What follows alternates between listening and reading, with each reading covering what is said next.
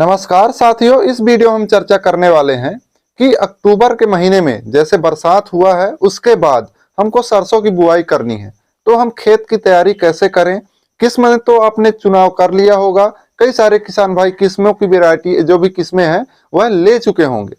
तो अब उसकी बुआई कैसे करें, क्योंकि बारिश के बाद अब आपको देखने को मिलेगा अंकुरण के बाद पौधों की गलन की समस्या, तना गलन हो या जड़ गलन हो, यह समस्या आपको देखने को मिल सकता है।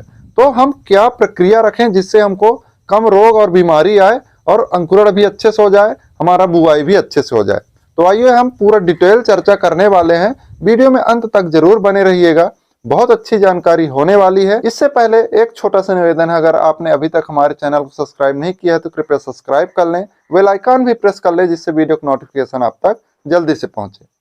सबसे पहले अगर मैं बात करूं खेत की तैयारी की, तो बारिश के बाद अगर बारिश से पहले आपने खेत की तैयारी किया है, एक कंडीशन, और अगर आपने खेत की तैयारी अभी तक नहीं किया है, यह दूसरा कंडीशन। अगर आपने बारिश से पहले खेत की तैयारी किया है, तब आपको जैसे आपका खेत जुताई लायक आए, एक दो कल्टीवेटर आप हल्का चला करके और फिर से आप सीड्रिल से बुआई कर सकते हैं। कोई गहरी जुताई की आवश्यकता नहीं है, कोई ज्यादा जुताई की आवश्यकता नहीं है। अब अगर आपने जुताई नहीं किया है, पहले खेत की तैयारी नहीं की है, तो आप पहले बढ़िया जुताई करें, 2-3 जुताई कर दें। उसके साथ आपको अब मिलाना है खाद। कौन सी खाद मिलाएं? खाद में आपको कुछ खाद रिकमेंड करना चाहूंगा, आपका इच्छा हो आप डाल सकते हैं, नहीं डाल सकते हैं। खाद में अगर मैं बात करूं तो गोबर की खाद आप जरूरी रूप से मिलाएं, क्योंकि भूमि में ऑर्गेनिक मात्रा बहुत कम है। गोबर की खाद आप जब तक नहीं मिलाएंगे ऑर्गेनिक कंटेंट नहीं जाएगा, और इसको हरी खाद और गोबर की खाद को कोई भी खाद रिप्लेस नहीं कर सकता। ये बात आप गांठ बांध कर रख लें। तो ये खाद अगर आप मिला रहे हैं तो लगभग 3 से 4 ट्रॉली प्रति एकड़ मिलाइए, नहीं है तो 2 ट्रॉली प्रति एकड़ जरूर मिलाइए। इसके बाद क्योंकि मैंने बोला कि बारिश हुआ है उसके बाद आप बुआई करने वाले हैं, तो ऐसे में क्या है कि फफूंदजनक रोग लगने की भी आशंका है, तना गलन जड़ गलन आने की आशंका है, पौधों के मुरझाने या मरने की आशंका है। तो ऐसे में आप अगर जैविक में जाएं तो ट्राइकोडर्मा आप डाल सकते हैं। आपके जमीन पर सफेद लट आदि जैसी समस्या है, विवेरिया बेसियाना एक फंगस आता है, उसका आप उपयोग कर सकते हैं। इन सब की मात्रा आप 1 किलोग्राम प्रति एकड़ के हिसाब से उपयोग कर सकते हैं।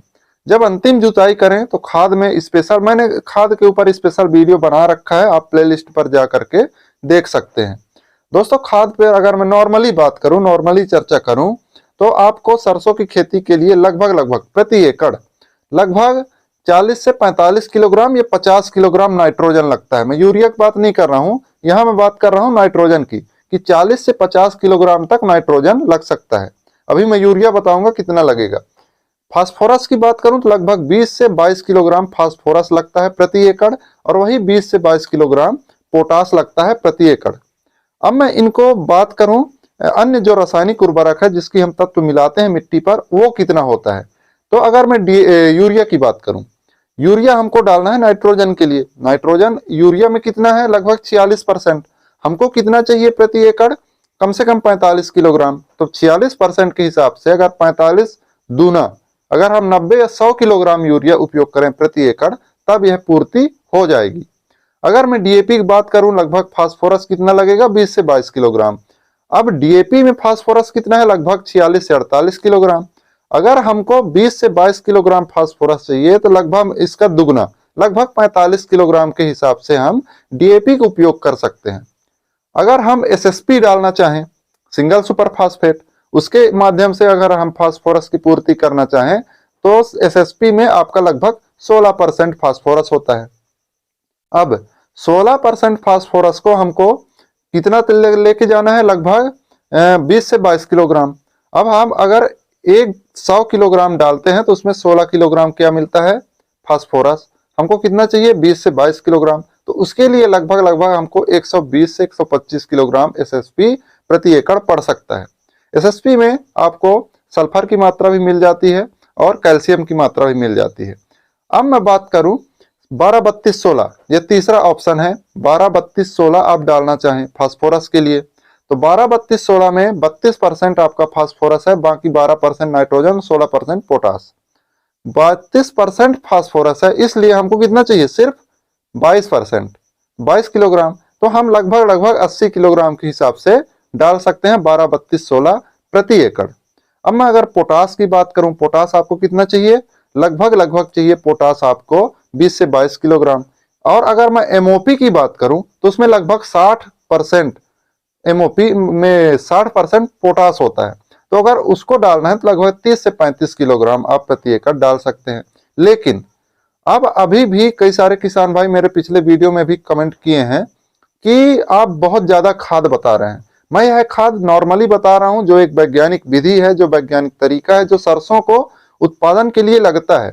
अब एक बात आप ध्यान पर रखिए कि आपने हाइब्रिड किस्मों का चुनाव करना है। अत्यधिक उत्पादन देने के लिए हाइब्रिड किस्में जानी जाती हैं, तो स्वाभाविक सी बात है कि वह अत्यधिक पोषक तत्व भी जमीन से लेंगे। अब जमीन से पोषक तत्व लेंगे और हम पोषक तत्व कम देंगे, तो जो जमीन पर है वह पूरी तरह से बर्बाद होगा, ये नष्ट होगा। तो आपकी जमीन धीरे धीरे बंजर होती भी जाती है, ये बात भी आप ध्यान पर रखिए। अब बुआई के समय यह खाद कैसे कैसे हमको डालना है, बुआई के समय कितना डालना है, तो बुआई के समय आपको फास्फोरस और पोटास, जैसे अगर डीएपी डाल रहे हैं, एसएसपी डाल रहे हैं या 12, 32, 16 डाल रहे हैं, इनकी पूरी मात्रा डाल देना है। सिर्फ यूरिया और सल्फर ये दो खाद ऐसे हैं जिनको आप बाद में भी देंगे तो बेटर उत्पादन देखने को मिलेगा और बाद में दिया जाता है।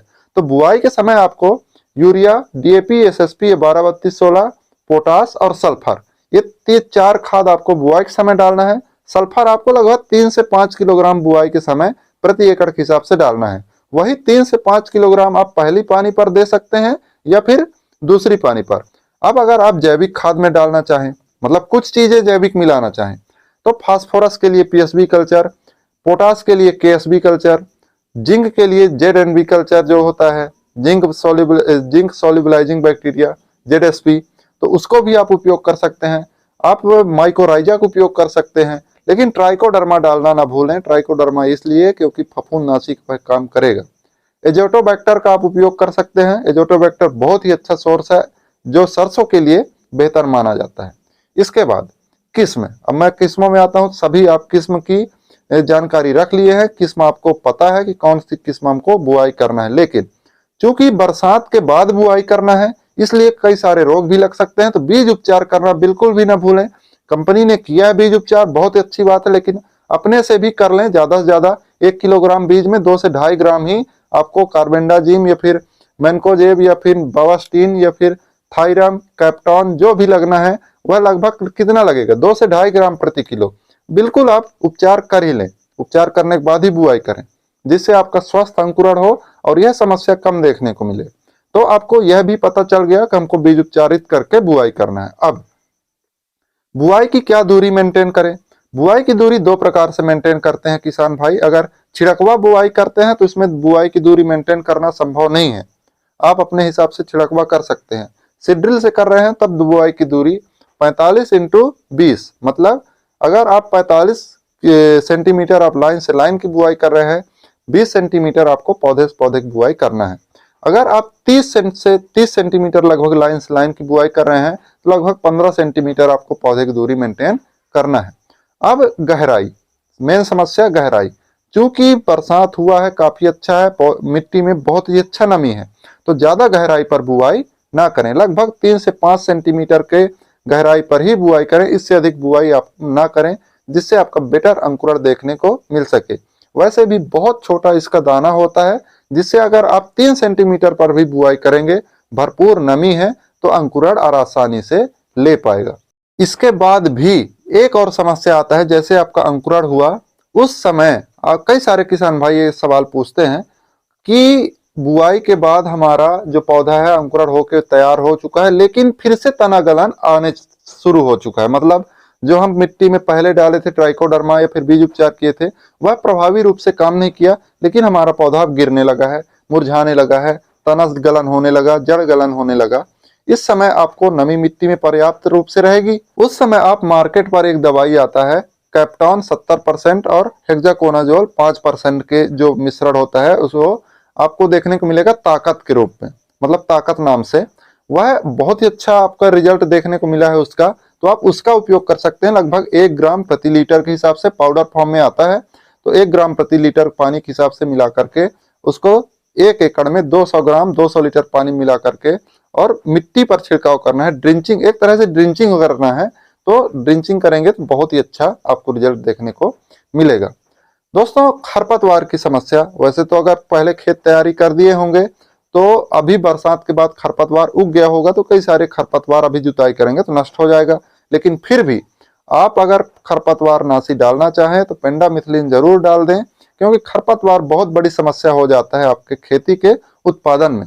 तो खरपतवार नाशक में पेंडामिथलिन लगभग 1000 से 1200 ml, मतलब कि 1 से 1.5 लीटर, सीधी सी बात करें तो यह आइडियल है। आप इतना प्रति एकड़ उपयोग कर सकते हैं। लगभग 250 से 300 लीटर पानी पर मिलाकर के प्रॉपर छिड़काव कर दें, लगभग बुआई के 2 दिन के अंदर ही। तब आपको खरपतवार की कुछ समस्या आप निजात पा सकते हैं। उसके बाद आप निराई गुड़ाई भी करवा सकते हैं, या फिर उसके बाद कई सारे दवाइयां आती है, मेजा थापर या अन्य दवाइयां आती हैं, हम बाद में उसका चर्चा करेंगे। इस वीडियो में हम यही चर्चा किए हैं कि बुआई कैसे करना है, क्या सावधानियां रखनी है, या फिर कैसे आप बुआई कर सकते हैं जिससे बेटर अंकुरण हो सकता है, फसल स्वस्थ जर्मिनेशन ले सकता है और आप फायदे की ओर बढ़ सकते हैं। आपको हमारी यह जानकारी कैसी लगी? स्वाभाविक सी बात है, जानकारी अच्छी रहती है, जानकारी जब पूरी रहती है तो वीडियो लंबा हो जाता है।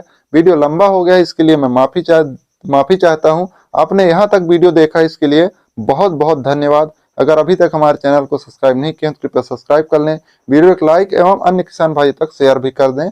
मिलते हैं अगली वीडियो में। धन्यवाद।